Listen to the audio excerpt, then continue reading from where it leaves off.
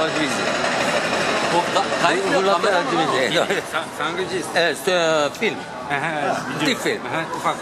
Depuis quand vous êtes là? Ne zamandan beri buradasınız? 3,5 sene oldu. Ça fait 3 ans et demi. 3 années. Vous avez appris un peu le kabyle? Biraz kabilce öğrenebildiniz mi? Öğrendim. Un peu, oui. Yani birkaç kelime. Quelques mots.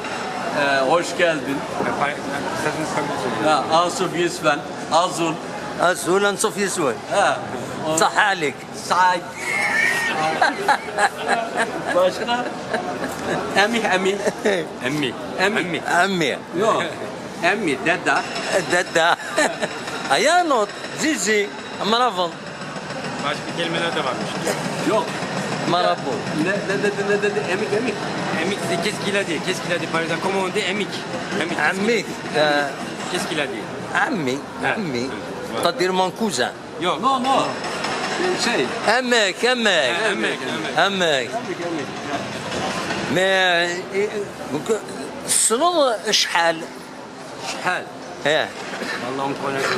C'est le monsieur de on connaît pas. اشحال كومبيان Aşağı c'est en arabe non? كومبيان ونعرف نعرف. اشحال Aşağı yani Arapça ne kadar? Eşhal. geliyor. Ama Arapça. Yani zaten ben çok buraya geldiğimde iyi İngilizce konuşuyordum, artık iyi İngilizce konuşamıyorum çünkü Fransızca, Kabilce, Arapça, Türkçe her şey birbirine Et giriyor. quand il était arrivé ici, il parlait bien l'anglais. Maintenant, à force de parler en français, kabyle, arabe, il a un peu oublié de son anglais, il a un peu perdu. il faut lui apprendre à dire il faut apprendre à dire lorsque il demande de l'argent le mot awid awid Evit, Paris'in için evit demeniz lazım galiba.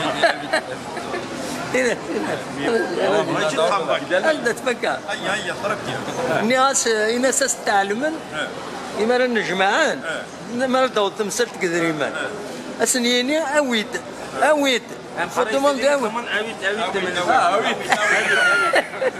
evet sildim. Hadi bak. اكيد طفاله فوطك القسمي محمد السعيد سكتي زيوزو